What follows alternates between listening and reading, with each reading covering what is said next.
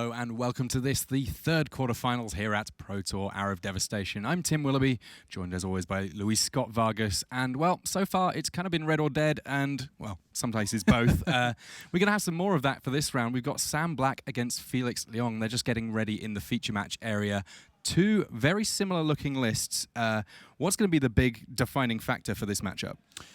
Well, actually the biggest one is coming in. Sam gets to be on the play, and he's the higher seed. Yeah, as it turns out, winning early in the Swiss, getting that extra good record early on, a very important feature, and it does mean that he's got the option to go first initially, and that means that worst comes to worst, he's going to get 3 goes at going first.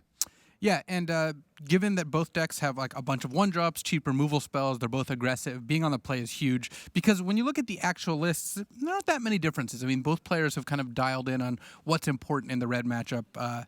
One of the biggest cards that stands out to me is Cartouche of Zeal, not just a limited all-star. Yeah, that one's just in Sam's list, and it means that he effectively has more falter effects than any of the other red decks in this top 8.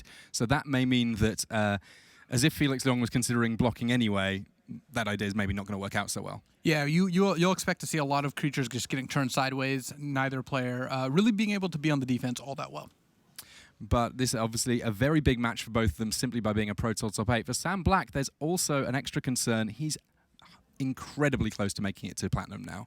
If he finishes 5th at this event, then he will be able to lock up Platinum, and he wants to be doing that right now. We've heard the players are ready. Let's head down to the feature match area and check out our 3rd semi-final here at Pro Tour Hour of Devastation.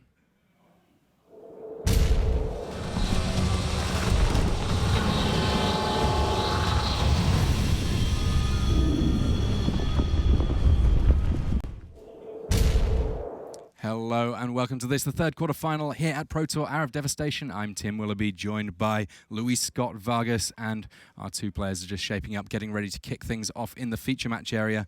First up, we have in his 3rd Pro Tour top 8, Sam Black. He is a real powerhouse of the game and known as a deck builder, known as an innovator, but he's actually got a fair history of playing red decks.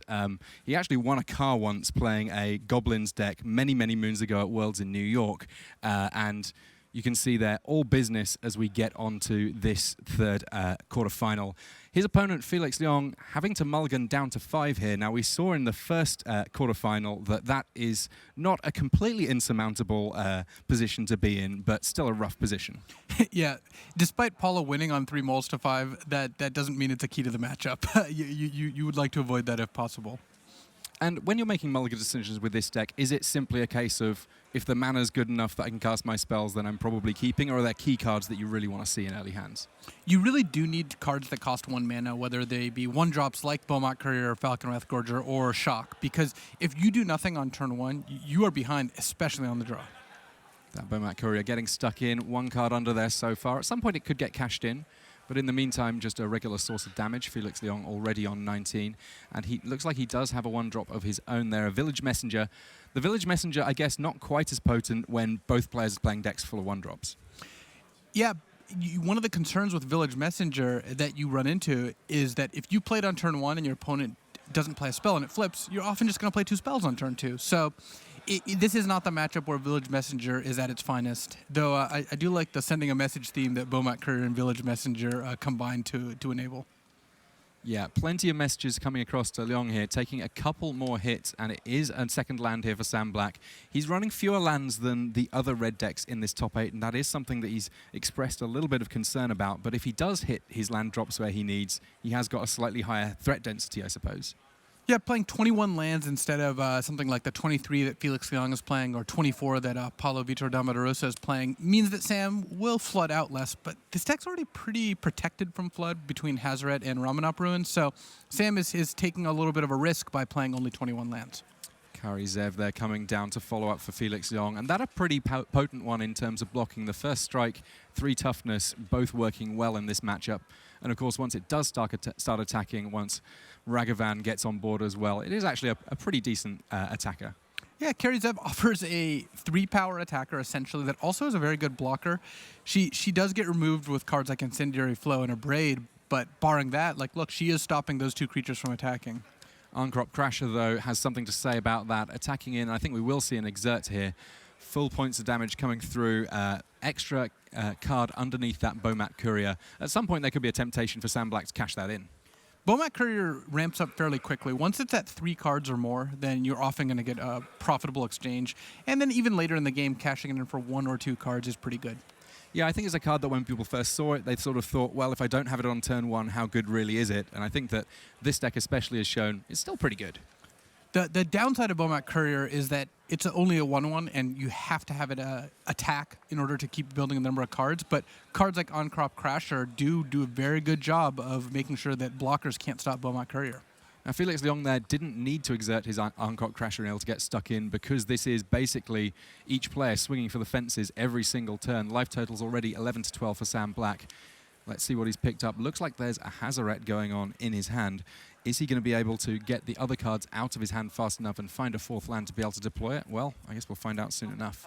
And this is one of the downsides of playing 21 land. You don't always hit your curve to play Hazoret the Fervent, who's one of the most powerful cards, not only in this deck, but in the format. She is key, and, well, you're going to see the decks that played 3, I think, play 4 after this Pro Tour. And actually, both of these decks in this particular quarterfinal are running 3 copies of Hazoret the Fervent. We heard Paulo Vitor Damarosa feeling like he had a particularly good build in this top 8, and maybe that's one of the little differences that really spells that out. Actually, we just saw Owen Turtenwald comment, on Twitter that he soon figured out that playing Hazoret on turn 4, often just wins you the game. So he ramped up to 4 copies after just a few matches. So Black here having to pump the brakes a little bit. He seems to be sort of stalling out just a touch. Let's have a look at what's going on in his hand there. Hazoret the Fervent just sort of chilling out, but Collected Defiance, one of the kind of interesting ones that can generate a lot of advantage if you've got the mana to start escalating.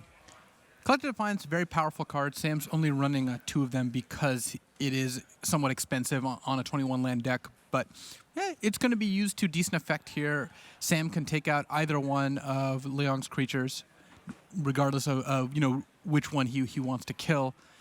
Here is where having fewer lands is a drawback too. Bomat Courier really rewards you for hitting your land drops, because the more lands you play, the more lands you have to take advantage of the extra cards from Courier, and the fewer cards you're discarding to the Courier. So Sam in a position where he can only play 1 of his 3 spells this turn. I mean, is there a temptation to say that he should cash in those spells for something different just so he can get a little bit more action going on? It's not unreasonable to attack for 2 and then play Falconwrath Gorger and then cash in the Bomat Courier for 4 cards, but I think that Sam's going to take the more conservative route and use Collective Defiance to kill either Karizev or On-Crop Crasher. Slightly more likely to kill the Crasher, since that is a more enduring threat. Though one reason not to kill the Crasher is that if Sam draws a shock later, that can kill the Crasher, and Karizev, of course, is resilient. All right, Sam considering his swings here. Everybody's coming in. Another card underneath that Bomat Courier. We've seen these Bomat Couriers just delivering so many messages over the course of this weekend. And one thing that Sam might be concerned about as well is if he does tap out for this Collective Defiance, he's got a Bomat Courier with 4 cards under it, but that's some precious cargo not very well protected, and Felix Young likely to kill it with shock. We can see Leong there wearing a kimono. Apparently this was a little sort of pact amongst his friends that if any of them made the top 8, this would be the garb that they would enter it in, and I kind of like that plan. Yeah, it's a funny little bit of local flavor, and well, it looks pretty comfortable as well.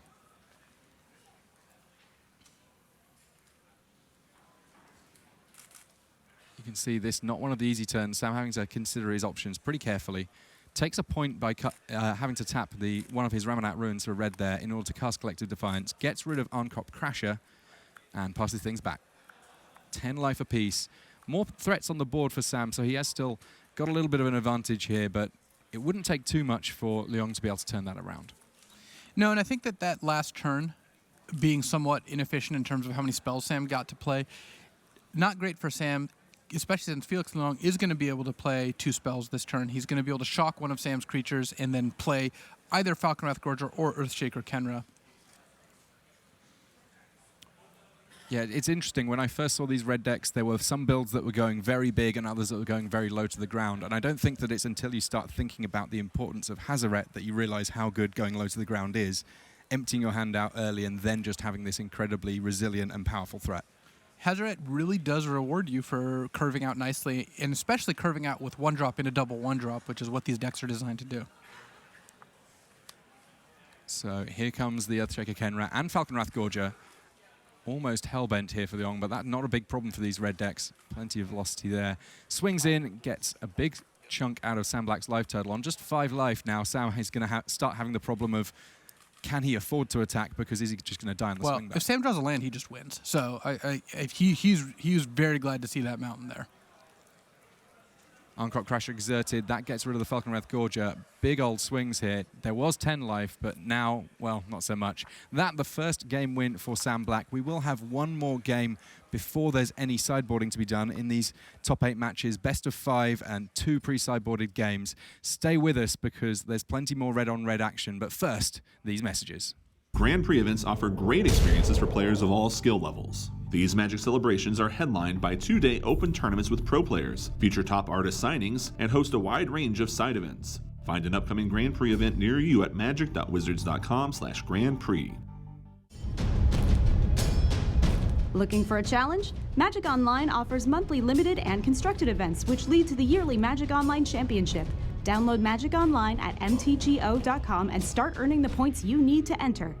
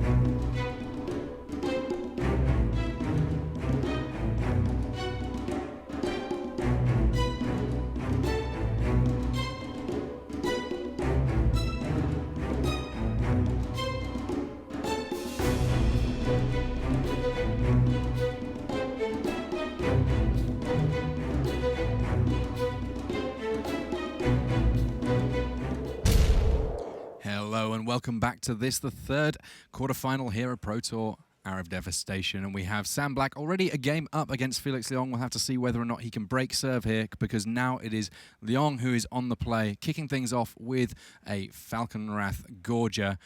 Of course, very important to have 1-drops. Both of these decks absolutely chock full of 1-drops. We will see whether or not Sam is going to be able to fight back in this second game before we get a chance to move to sideboards.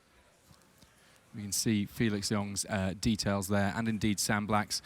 Leong's been around the game for a while.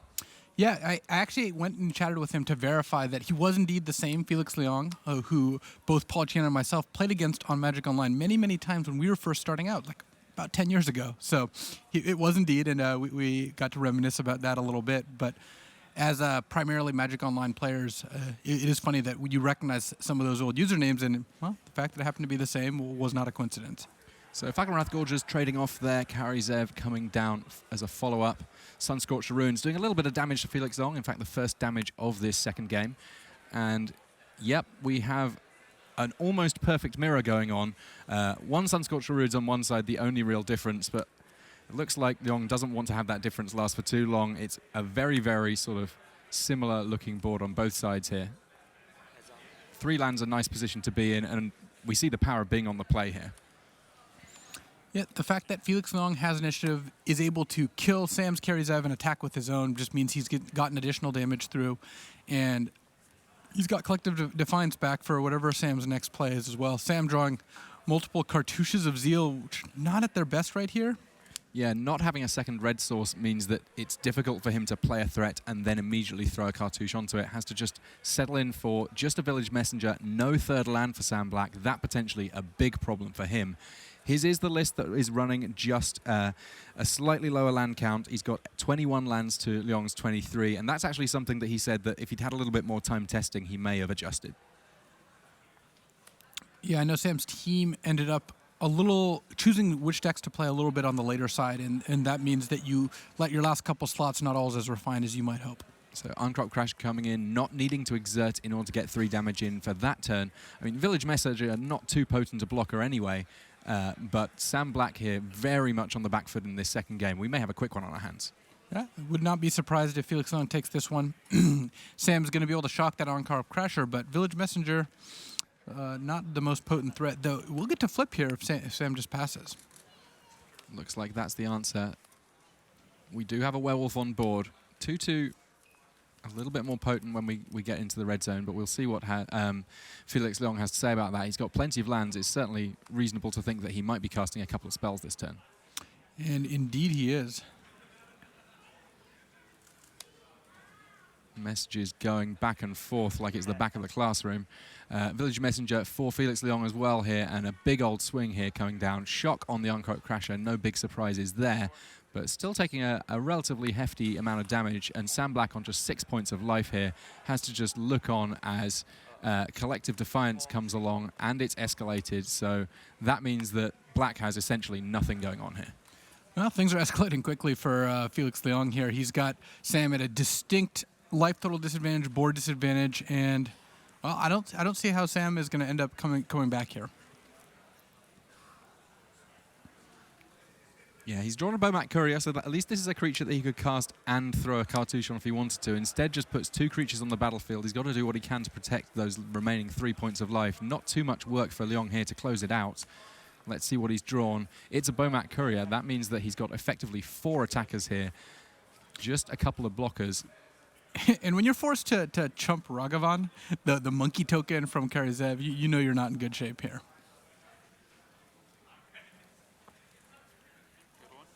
Yeah, Ragavan doing fantastic work there. And Sam Black, I shudder to think what he could draw here that would be able to prolong this game. Because he's at 1, even if you can kill Karizev, he's still going to have trouble against Village Messenger. And his hand of Uncrop Crashers and Cartouches of Zeal, they don't have the answer. All right, well, that a very straightforward game 2 for Felix Young.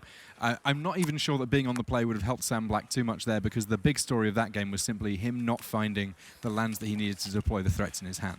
And even if he had the lands, he was slightly behind, and Cartouche of Zeal is not the kind of card you want when you're on defense. Yeah, in a close game, it can certainly represent a lot of damage, but that game was not remotely close. Not at all. So we're going to get a chance to look at sideboards now, because this is the point where people get to use their full 75 rather than just the starting 60. Let's see what Sam has going on here. It looks like there's a lot of the kind of cards that we've seen a fair amount already today. A couple of copies of Hanway Garrison that are kind of interesting in there. Sam is actually looking at a sideboard where he could potentially bring in all 15 cards.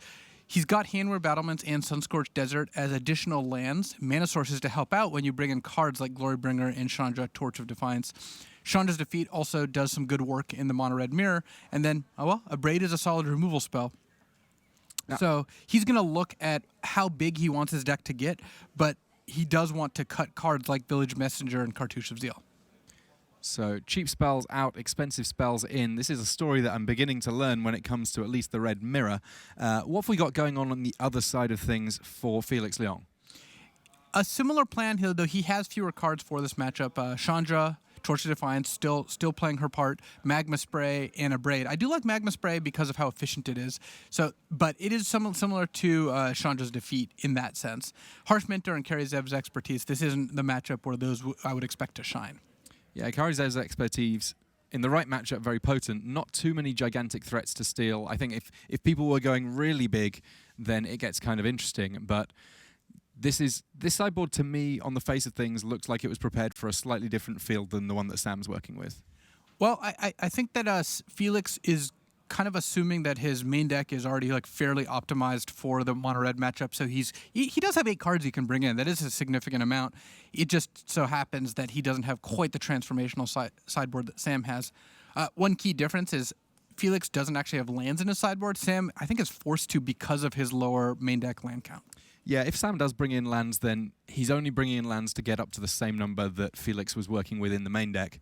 And based on what we saw in that second game there, where a small sort of stumble on mana was enough to end the game, I wouldn't be surprised at all to see him bring those in almost regardless of whatever else he was planning on doing. Yeah, one of the truisms in Magic, one of the patterns that you see repeated is that you want to be slightly bigger than your opponent. When you're both playing aggro decks, you want to be board into a slightly bigger aggro deck with, because 3-drops and 4-drops tend to do pretty well against 2-drops and 1-drops. And likewise, when you're both mid-range, you want to board in 6-drops. So here we see about as low to the ground as you get aggro decks looking to board in cards that cost 3, 4, and 5. These players just finishing up their sideboarding. Of course, they have full access to each other's deck lists, so there can be a little bit of gamesmanship in terms of trying to second-guess what your opponent's got going on. On top of that, of course, they'll have had the entire evening with which to test and figure out if there are particular elements of the matchup that they really need to focus on. I would guess that these guys have played a fair amount of mono-red mirrors just naturally throughout the course of the tournament and will have an idea of sort of their general plan. It will just be finessing that plan. Pretty hard to imagine that there hasn't been a lot of testing coming into the tournament involving the mono-red mirror. Trying to get the fine-tuned last couple bits is critical. But what you see a lot happen, especially when you're dealing with people who have good team support, is you'll make top 8, and then you'll go out to dinner with your team. Of course. The tradition being, of course, you have to pay since you were the one lucky enough to make top 8.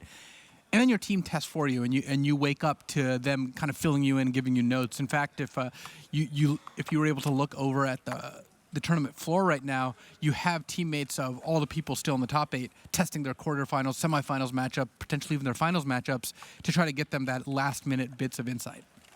Yeah, this is very much a team effort. I mean, we see the Team Mutiny T-shirt for Sam Black, his teammate Jerry Thompson, of course, the winner of Pro Tour Amonkhet. And so he will be looking to try and run that back for the team. But for now, just shuffling up calmly. And one question, I guess, we've spoken about how important the play or the draw is in this matchup just in general. Is it likely to impact on the details of sideboarding? It can change how you would like to sideboard. If you never think about player draw when you're sideboarding, you're likely doing yourself a disservice. But post-board, the advantage of player draw, I think, is diminished a little bit, just as both players have access to more removal spells and are fewer cards like Village Messenger or Cartouche of Zeal in Sam's case. You're taking out aggressive cards for removal spells. That tends to favor being on the draw a little bit more. Yeah, I mean, I know that in the past there were certain red mirrors where one of the pieces of sort of accepted wisdom was to actually choose to draw. I don't think that we're living in that world for this matchup at all. We aren't, especially since cards like Chandra, Torch of Defiance, Planeswalkers are really, really critical when it comes to being on the play. Same with just slamming and getting the first hit in with Hazoret. But being on the draw, less of a drawback than it would be in the case of Game 1. But we currently at 1-1, so at this point it's kind of a straightforward best of 3, but it's a best of 3 where it's all about the sideboards from here on out. We will see how much the small differences between sideboards of Sam Black and Felix Young end up mattering, and indeed the fact that Sam was able to finish better in the Swiss and hence have more games on the play. Well, given how close these deck lists are, how close their plans are post-board, and the proficiency at which both players are playing, I would expect that draw quality is going to be a big part of the difference here. And yeah, hopefully we don't see more mulligans to 5. Yeah, thanks for that, Paolo. It was exciting when it happened, but at the same time, 7 cards on each side is a great way to start a game of Magic. That's what I've been told, at least. I haven't had much experience with a full 7-card hand. I have heard that you're unluckier than most. We'll find out next year, I suppose. Like Sam's opening hand, this is exactly how you draw it up. He's got a couple lands, carry Zev, chalk. He's just removal spell into good 2-drop, and Glorybringer, or Incendiary Flow rather, to continue to disrupt Felix Young's plans. Yeah, the early game is kind of covered, and he knows that there's late game cards in his deck now. That means that having slightly more lands than he might have wanted in game 1 pre-sideboard, not so big a deal. Also, look at the utility that he's got on the lands that are in his hand there. Yes, there's a mountain, but there's also both desert and or various deserts and Hanwha battlements.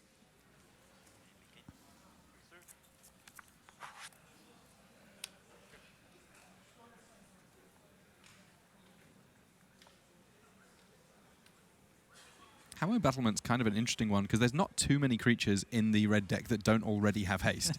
Carry Zeb's actually one of the standouts that doesn't have haste, but for the most part, yeah, Hanwha Battlements is more of a value add with Hanwha Garrison almost than anything else.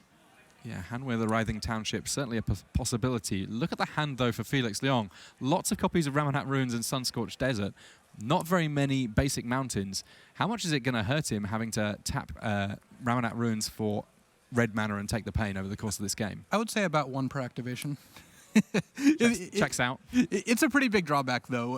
What you're saying is accurate, that having that be your only red source means you're paying life every single time you want to cast a red spell, and those extra 5 damage over the course of the game is going to be a huge disadvantage. Now, it looks like Karizev's expertise has come in for Leong in these sideboarded games. Presumably, that's him second-guessing there being some big threats on the other side of the board. And you do have the advantage of being able to carry Zev's expertise opposing Hazarets if you have a Hazaret in play and choose to keep your Hazaret under the legend rule, which is a kind of strange and circuitous way to get rid of an opposing Hazaret, but you got to do what you got to do. Yeah, not too many ways to achieve it, so kudos for innovation there. And Bomat Courier coming down for Sam Black. A Braid dealing with Karizev, so it's just a little letterbug coming through, getting 1 card underneath it and dealing a point of damage to Felix Leong. At the moment, it's a race to see who can do more damage to Felix, himself or Sam, and Felix at the moment is winning on that race. Yeah, he is kind of getting ruined by his lands here. He's going to just hope to draw a mountain, and which he did, but then he's going to end up with kind of a few too many lands, so it's not a situation he really wants to be in.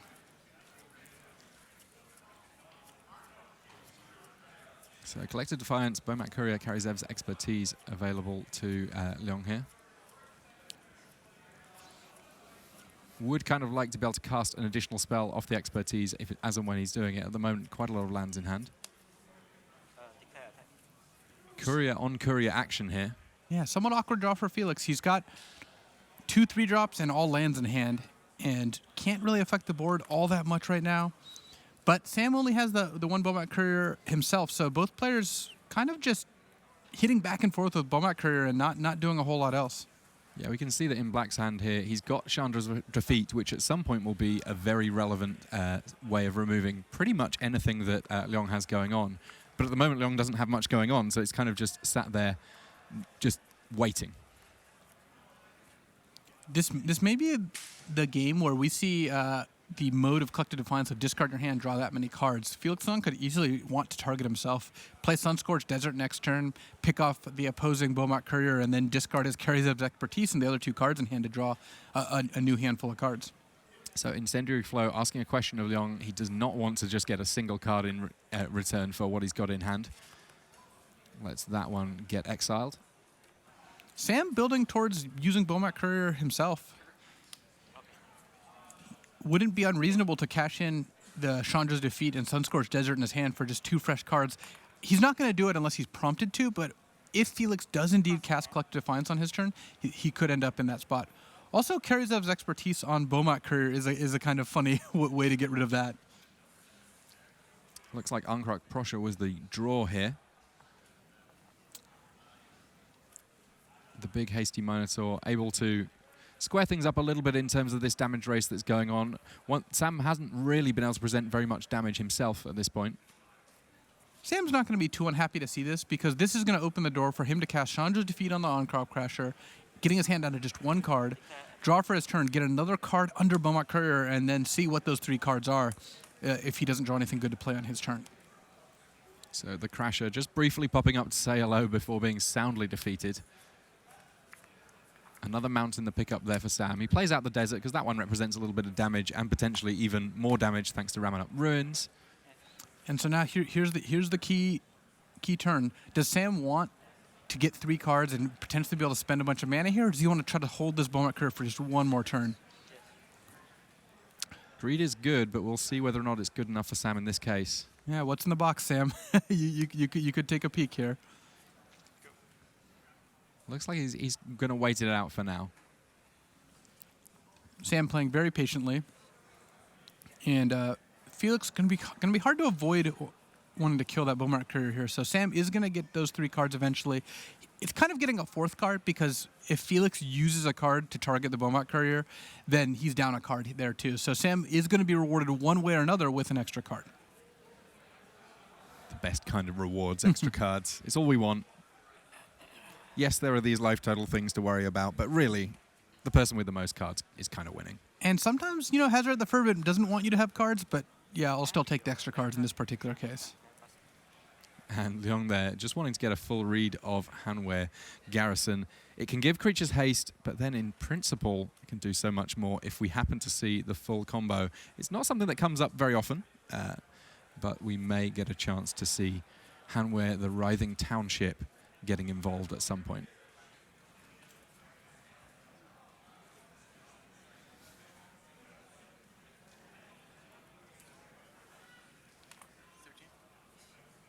So you do need to have both Hanwei Battlements and Hanwei Garrison in order to make that little combo works.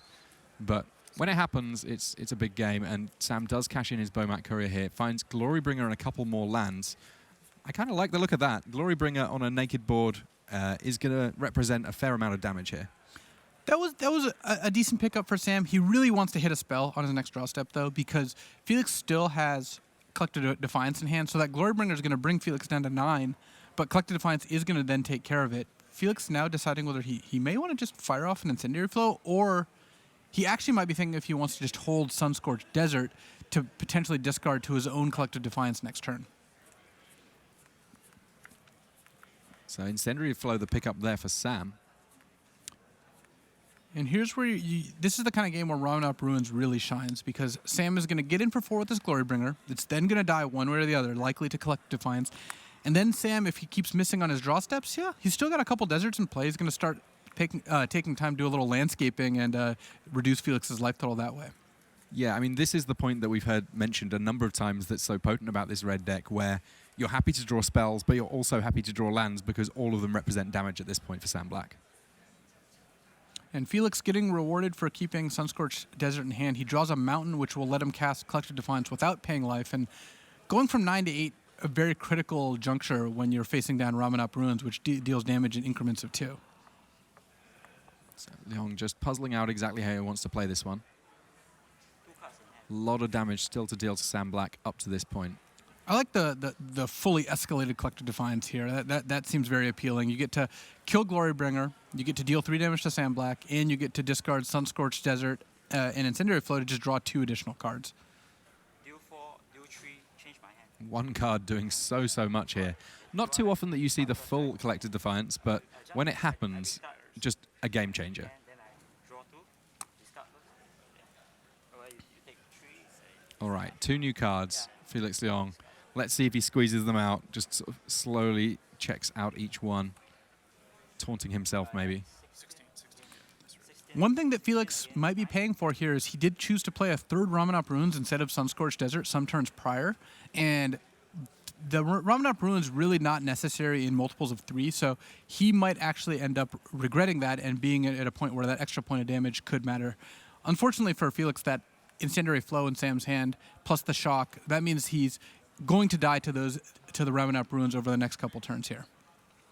So Sam has assembled enough damage, and what you pointed out earlier really has come to fruition here. Felix took solid 3 to 4 damage off his own Ramen Up Ruins this game, and that's going to make the difference here. Yeah, giving your opponent a free incendiary flow, or indeed Sam paying for an incendiary flow, it works out the same way one way or another. Your life total goes down, and these decks are not known for having much in the way of life gain, barring, Paolo with his sneaky vehicles in there. Yeah, Ethersphere Harvester did do some good work for Paulo, and, it looks like it might in the top 4 as well. So first Desert being thrown at Felix Young. And Shock being just shown by Sam Black. He doesn't even wait to draw his card. He had everything that he needed, and that enough to mean that Sam Black is now 2-1 up in the series. This the third quarterfinals here at Pro Tour, Hour of Devastation. And still stony-faced, still work to do for Sam Black, but inside, I'm sure he's feeling pretty good about how things are looking now. Yeah, that's Sam's excited face.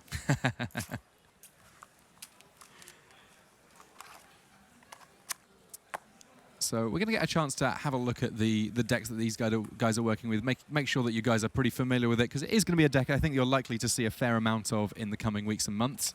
Ramen Up Red, we've talked about it all weekend, but the Ramen Up Ruins kind of the extra points of damage that really turn around this particular red deck.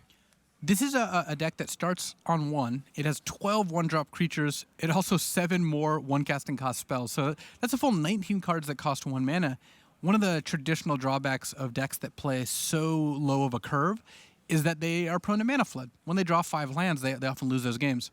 What changes that is the namesake card. Ramen Up Ruins means that when this deck draws 5 lands, that gets to deal an extra 4 damage to its opponent off of the 4 Ramen Up Ruins, the 3 Sunscorched Deserts with 1 additional one in the sideboard.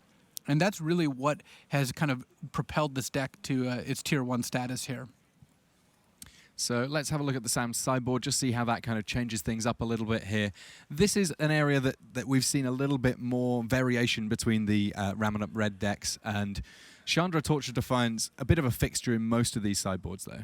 Chandra doing a lot of good work in that she comes down, she can remove an opposing creature, or she can just tick up to get direct damage to the opponent's face. Or a very common play we see with Chandra is Chandra +1, add 2 red mana, play like an Incendiary Flow or a Carry Zev, something along those lines. Additionally, in cards that up Sam's curve, two copies of Glorybringer, and then some additional lands in order to be able to cast these 4 and 5 drops. Yeah, I like what you were saying earlier on about the fact that these are the decks that start off low and can just gradually go higher and higher if they need to, if they find themselves in a tight sort of mirror match, which is kind of what we've got going on here. Now, speaking of mirrors, let's have a look at the main deck of Felix Young. It should look hauntingly familiar. And the other card I guess I want to talk about, we've already mentioned the Ramen Up Ruins and all of these 1-drops, is Hazaret the Fervent, who plays very nicely indeed with all of those 1-drops. I would be surprised, shocked even, to see red decks without 4 copies of Hazaret once the Pro Tour concludes. She has proven to be one of the linchpin cards in this deck, the card that when you cast it, you almost always win, the card that you want to top deck at almost every point in the game, and therefore Hazaret the Fervent is one of the key cards in the deck. Yeah, I've seen a number of instances where people, after sideboarding, have tapped 4 mana and the opponent winces expecting Hazaret, and then if all it is Chandra, like we see in Felix Leong's sideboard on our next slide here, in some respects, that doesn't feel quite so bad. And when a Planeswalker doesn't feel quite so bad, you know that something's up. Yeah, Planeswalker with 4 abilities nonetheless, not as powerful as the god from Hour of Devastation. A few interesting ones in Felix Leong's sideboard. Harsh Mentor is one I kind of want to get your opinion on, Luis, because it's something that I don't feel like it's necessarily for this matchup, but it's a card that we've not seen so much in Standard that seems like it must have a few applications that are fairly potent. It does. It's got a kind of interesting new take on where you want to go post board, and like you mentioned earlier, it's kind of funny that the main decks of these cards these decks are very, very similar. The sideboard, you see a lot more variation depending on what you expect and depending on what weaknesses you think your deck has. Yeah, I'm kind of looking forward to seeing how this deck shakes up in the metagame in the coming weeks and months, because I think that there may have been a few people that were caught a little flat-footed for this Pro Tour. Obviously, there's not quite as much time to prepare, so sideboards inevitably kind of end up hedging a little bit rather than really focusing on individual decks. Very intrigued to see how, when everyone has the message loud and clear that red is good, whether or not we're going to see sideboards tweaked a little bit, and indeed other decks kind of rising to the fore a little bit in our metagame. One of the big stories of the Pro Tour coming in was whether the God Pharaoh's Gift deck, the blue-white deck, was going to be played. And you saw a decent amount of like Crook of Condemnation in the sideboards of various decks, and then didn't see God Pharaoh's Gift make an impact at all. Whereas 6 Ramen Up red decks in the top 8, one of them with a black splash. That means that post Pro Tour, you're going to see people looking for ways to beat this deck. Whether they'll be successful, well, that remains to be seen. Yeah, I'm very intrigued to see that myself. I mean, some of the natural plans that on the face of things seem good against many red decks get a little bit, like blocking, for example, actually get a bit tricky in this exact matchup because there are so many ways of making blocking problematic. Life gain, though, it's always going to be good against red. Life gain is one potential way to answer these decks. You can also look at playing threats that get around cards like Shock and Incendiary Flow. And in fact, Sam Party playing Black-Green Constrictor in this top 8 is very happy with his red matchup. Of course, he got paired against the one non-red deck that he could face, but if he gets through his quarterfinals, which will be after this, then he's got a chance to demonstrate how good his deck is against red. Yeah, stay tuned if you want to see a couple of decks that are potentially going to be able to cause some upsets for all of these red decks in our top 8. That will be our next match, but we look just about ready to be going across to our 4th game here between Sam Black and Felix Leong. Sam currently leading 2-1, facing down Felix now, who is on the play.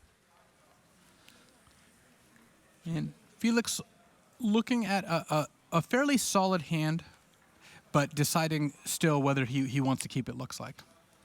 Yeah, this hand seems to have a fair amount of mana in it and not too much in terms of payoff for having that much mana. So he does shuffle it back. Meanwhile, Sam takes a look at his. A good mix of land and spells there. I kind of like the look of what Sam's got going on. Wow, that was a disciplined mulligan for Felix. He actually mulliganed Incendiary Flow, Shock, On-Crop Crasher, and 4 Mountains. So four lands and 3 spells with a 1, a 2, and a 3 drop. Not normally a hand people would be inclined to mulligan, but I think he looks at that hand and just feels like he is too prone to flood with that. Yeah, I mean, apparently Sam is looking at a hand at the moment that is pretty much land and removal. And if you look at the hand that Felix has going on, if the first On-Crop Crasher gets killed off, or indeed there are no early threats for him to interact with that Shock and Incendiary Flow, then he's really just not got very much going on.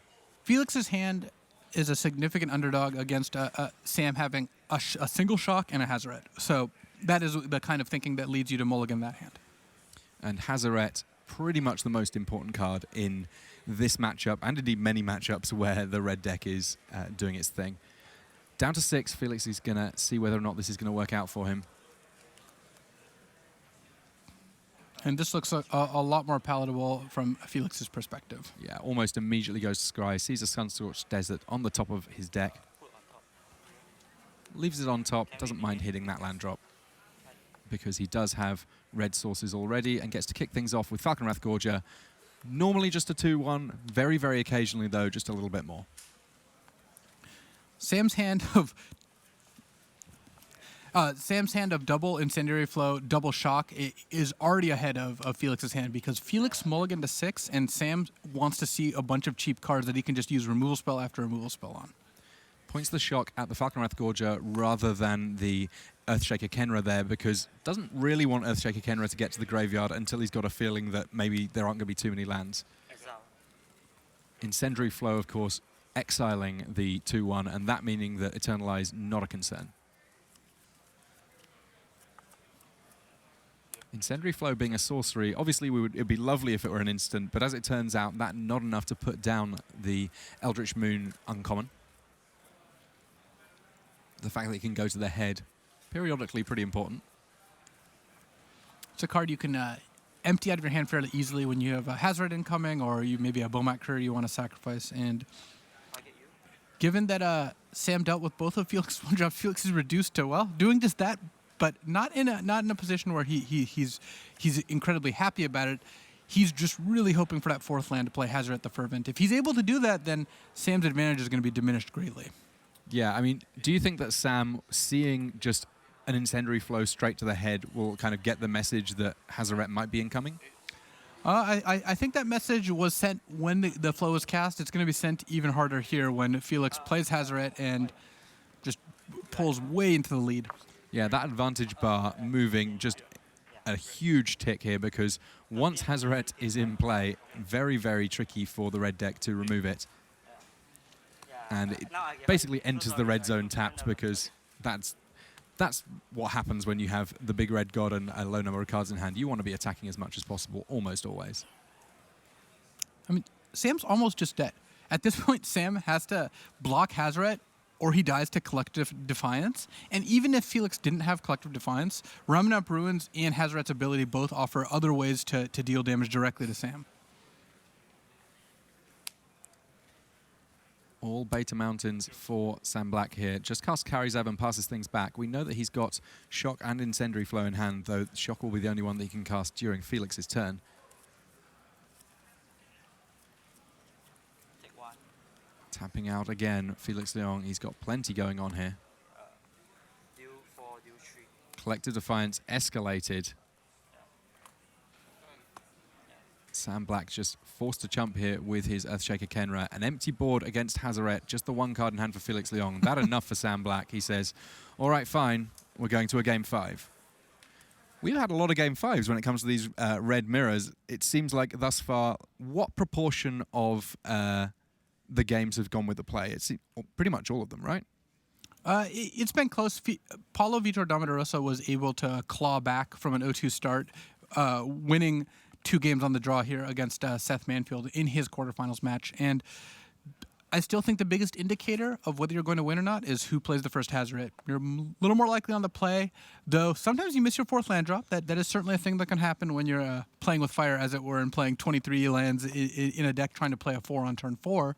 But still, Hazaret the Fervent, if you can play her, kind of doesn't matter if you mulligan. It kind of doesn't matter what removal spells are in your opponent's hand. Hazaret just closes out the game. Very disciplined mulligan there from Felix Leong, able to let him put himself in a position where he's just 1 game away from making it to the semi-finals here. Sam Black going to have to bounce back after picking up that loss in the 4th game of this series. Best of 5, of course. It's all going to come down to the rubber game, this final game between these 2 players. Sam Black, it looked like he put an extra Glory Bringer in for this final game. Not quite sure. I didn't quite see what he took out there. Sam was just wishing he has an extra Hazaret to bring in, as does Felix, and neither of them have access to the 4th, but you only need 1, so. Yeah, drawing the 2nd one, not ideal, though of course you can ditch it to the one that's already in play. And that's part of the reason that playing 4 copies of a legendary 4-drop, which sometimes you don't want to do, less of a drawback than it might seem. These players, you can see they've got headsets on there. That because we have got a viewing area in our Pro Tour area. We've just built it for this final Sunday play, where previously there were lots of people playing Magic. Now there are lots of people watching Magic, and we want to make sure that any amount of cheering, applause, and whatnot doesn't distract the players or potentially give them any kind of indication what's going on. So they've got those headsets on, just a little bit of white noise, just to effectively mean they're playing in a nice, quiet environment. I just assumed they were listening to their favorite podcast or something along those lines. I mean, that would be a fine choice too.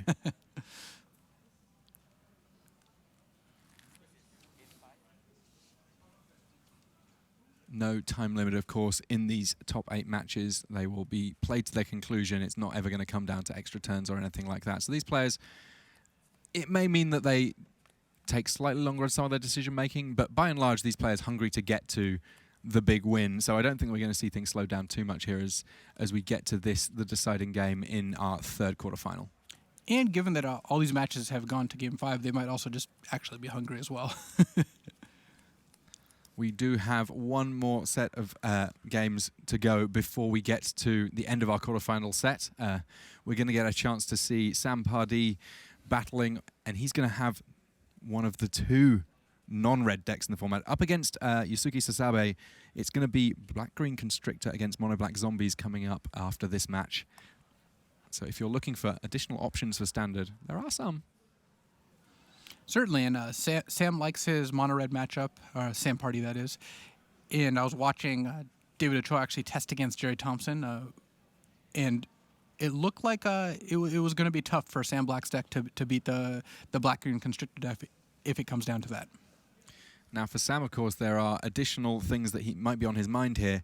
If he wins this match, he locks up Platinum. If he loses this match, because of the fact that high seeds have already won in this top 8, then he will be watching the final quarterfinal very intently indeed, desperately hoping that he's able to sneak 5th place, which is exactly what he needs in order to be able to lock up platinum. But we've got an opening hand here, just the one land in it for Sam Black, and that means that he basically has to send it back.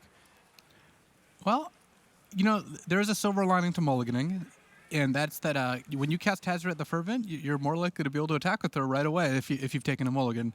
Not saying that you want to mulligan, in fact, you very much do not, but that does mean that a lot of it, the harm is mitigated by the fact that both Hazoret and actually Bomat Courier mean that if you've got a lower than average hand size, it's not as big of a drawback as it might seem. Hazoret, kind of a glass half full kind of god when it comes to the mulligans. Looks like Felix happy enough with his 7.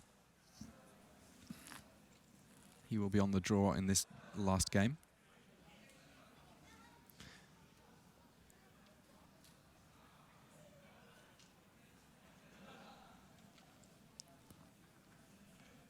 There we can see Sam just sort of centering himself, making sure that he is able to make all the right decisions, keep his head, keep cool. How much of an advantage is it to have a little bit of experience being in a top 8, to sort of have been used to this situation before?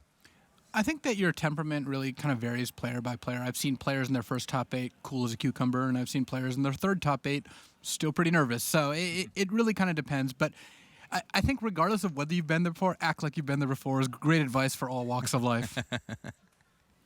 It does not just apply to Pro Tour top 8s, though it certainly applies there too. Exactly. All right, 6 cards now for Sam Black. 4 lands, Hazoret, interactive removal spell. Well, he's got 2 lands and a Bomat Courier, a Braid. There is a Hazoret, 2 Braids. That hand is perfect.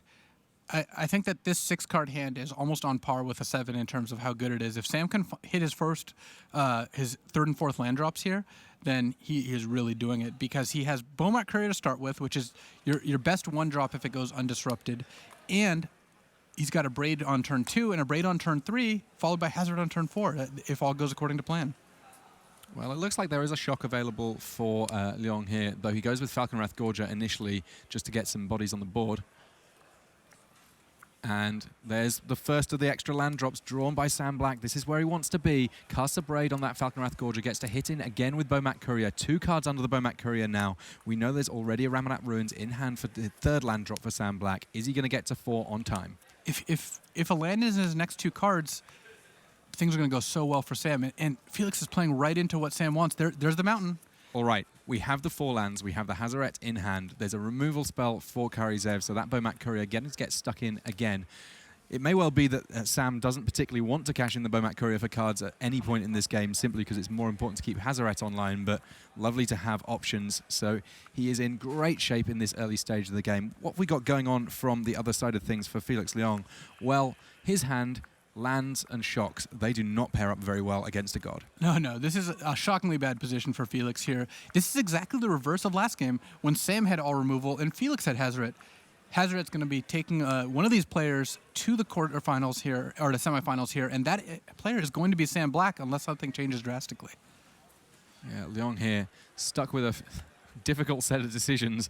Not difficult because he's got lots of options, but just difficult because none of those options are very good right now. He's going to draw step, want to kill the courier perhaps here, because that makes it so if Sam wanted to cash in the courier, he'd have to discard an additional card. Sam doesn't even think for a second about that, though. He knows his game plan. Very straightforward. There's the Ruins, there's Hazoret, and straight on in there. Felix Young dropping to 12, and it's not going to take very long for that god to finish things off from here.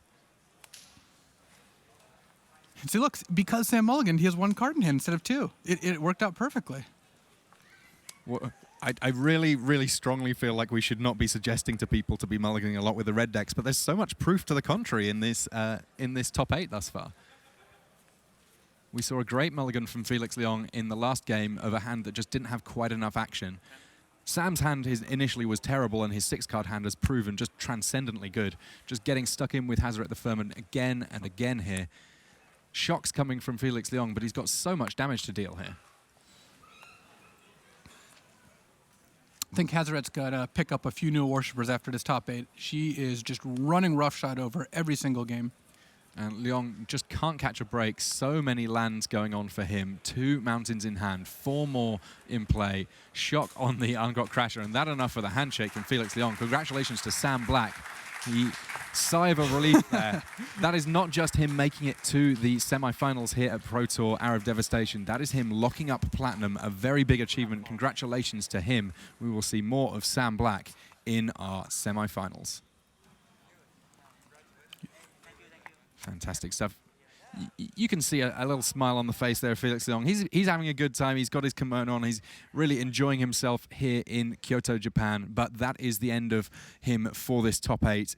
Plenty more red decks, of course, in our top 8. We can't really avoid them. We're going to have red decks in almost every match from here on out, but for one. That being the match that we have coming up for you, Sam Pardee, Yusuke Sasabe.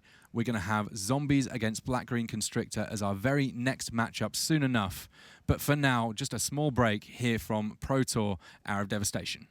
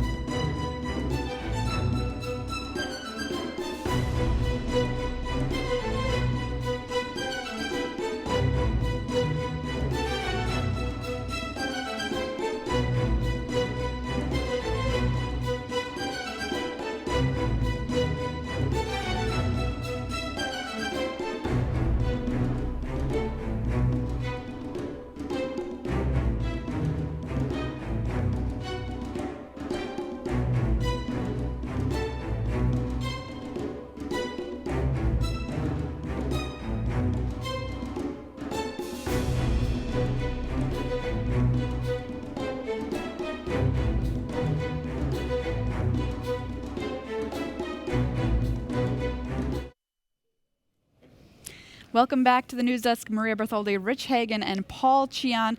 Well, he's in his third Pro Tour top 8. The man from Madison has just locked himself from platinum. Sam Black is on the floor with our very own Brian David Marshall. Maria, not just platinum. This was, what did you call this match, Sam? Probably the most important match of my life. I was playing for continuation in this tournament, platinum, and qualification for Worlds. Well, congratulations on continuing the tournament, getting to platinum, and qualifying for Worlds. What does that mean for you as a Magic player when you're going through your year to know that you're going to be competing at the World Championship? Well, so a lot of the focus in interviews is on like what would it mean to you to win the tournament, and I've never been someone who's really focused on the trophies. To me, I just want to be able to be there. Like I hate missing an event, and so qualifying for Worlds is really important to me, much more so than winning the tournament. I mean, it's, you know, that might change when I'm in this position to actually win the tournament and thinking about that, but certainly like my mindset in general, not having been there, is that the thing I care most about is the thing that's been in reach, which is just qualifying for everything and making sure that, you know, I can be at the party. Now, talking about mindset, you know, all of that on your mind as you go into the quarterfinals, how are you able to push that aside and just play your best game of Magic?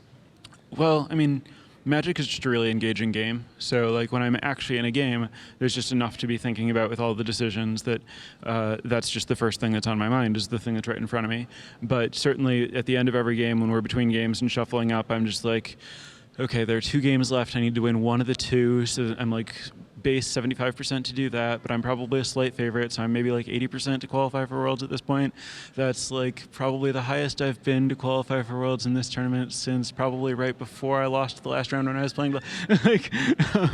Yeah, so I mean, that's the kind of stuff that's in my head between games, but when there are like decisions in a game of Magic in front of me, it's really easy to focus on those. Hazaret, obviously a huge card in this tournament. What is it that's unlocked this card for this field? Basically, I think that Hazaret needed to be in a monocolor deck because if your lands are ever coming into play tapped, it's too hard to curve out to empty your hand in time.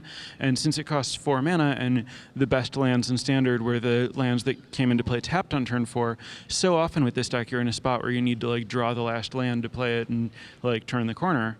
And so what we needed to be able to play Hazaret was to be able to play a mono red deck. There are some people in this tournament who have played it in 2-color decks, but that's basically like a metagamed deck to position themselves ahead of the other Hazaret deck, and they do pay a lot of costs to be able to do that to get the higher card quality.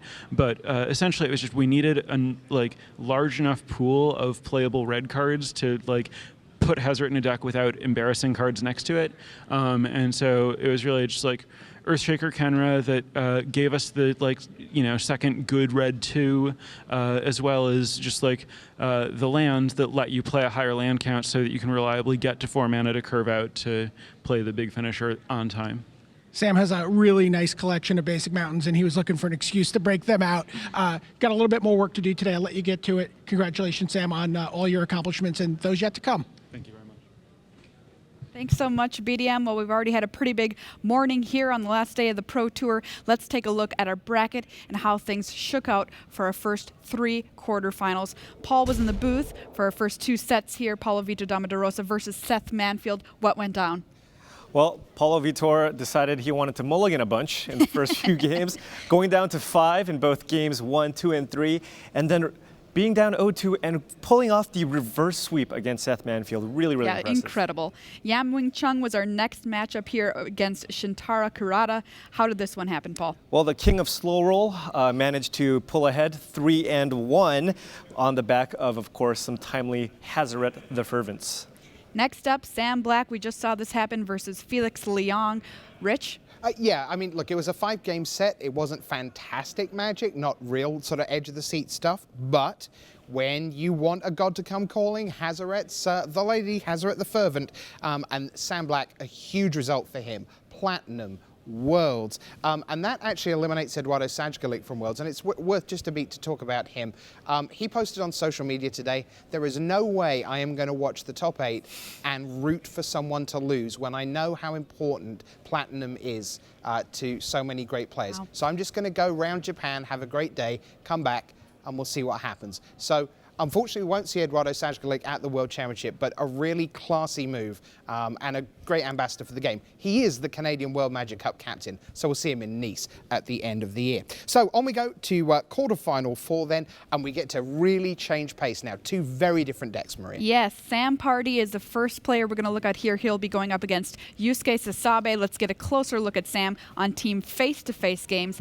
28 years old, $80,000 in lifetime earnings, 2 Pro Tour top 8s. Right now he is a Platinum Pro. And guess what? He's not playing Ramunap Red. No, indeed, he is playing Black-Green Constrictor. Paul, how does this deck win? So, again, the name of the deck, Black-Green Constrictor. He's looking to fully utilize the synergies built in within Winding Constrictor and a lot of various counter strategies. He opted to go with the Delirium version of the deck, which gives him a little bit of a better late game. And also Grimflayer, much better in the current metagame because, of course, the existence of Ramunap Red. Having a 2-mana that becomes a 4/4 to dodge all those pesky shocks and abrades is a pretty big game. I'm looking at this 1 copy of Hashep Oasis among his lands. You talked to him about this deck, right? I did. And he wasn't even exactly sure if it was correct to play the land, but it is a way to put a land in your graveyard to give yourself Delirium. And also he mentioned that it's a nice way to force through damage with Grimflayer as it does have Trample. All right, so that's Sam Party. He's playing Black-Green Constrictor. Is it another red deck on the way? It is not. Here's Yusuke Sasabe, 27 years old, 5 lifetime Pro points. This is his first Pro Tour top 8. Well, of course it is. It's his first Pro Tour. So 7-3 in Standard, 5-1 in Draft. So that he built a good foundation in Draft. Here is his deck, and he is MBZ, Mono Black Zombies. Paul, this looks strangely familiar. Yeah, not a whole lot has changed from the previous Pro Tour winning list that Jerry Thompson took at Pro Tour Amonkhet. He's added a few copies of Kalitas, Traitor of Get, as a kind of, it's got lifelink, which is nice against, of course, the Ramunap Red deck. But also, some people were kind of considering maybe the Godpharaoh's Gift deck to kind of be a little more popular, a little more successful, and Kalitas is very good there as well. And, when I did the deck tech with Sam Party, I was like, hey, what do you not want to play against? He's like, well, Zombies. Zombies is not a great matchup. I want to play against a bunch of Ramunap Red decks. There were effectively 6 versions of Ramunap Red in the top 8, and he got paired against the 1 zombie deck in the top 8. Why do you think he didn't want to play against zombies? So the reason why is because the zombie deck has many ways to kind of get ahead on cards, lots of attrition, and it's got a lot of really cheap, efficient ways to disrupt Winding Constrictor. You got 4 copies of Grasp of Darkness along with 3 copies of Fatal Push, and it's also got a really good strategy in terms of going wide. And the Black-Green Constrictor deck doesn't really have any sweepers that it plays, and Sam Party not playing any copies of Yeheni's Expertise in the sideboard. So again, if the Mono Black Zombie deck goes wide, you can go over the top. And it also plays 2 copies of Westphale Abbey, which is another card that Sam Party really has a difficult time dealing with. So from your point of view, even though Mono Black Zombies didn't get to play the red decks, which we thought it was favored against, you still think Mono Black Zombies is favored in this matchup? Yeah, absolutely. I think given the metagame, given kind of 25% mono red, a bunch of zombies, and some Black-Green Constrictor, I think zombies was the correct choice for this tournament now that you know all the information. Well, with the next piece of information we need is, can Mono Black Zombies get to the red decks waiting in the wings? Let's find out. It's time for the last quarterfinal of Pro Tour Devastation.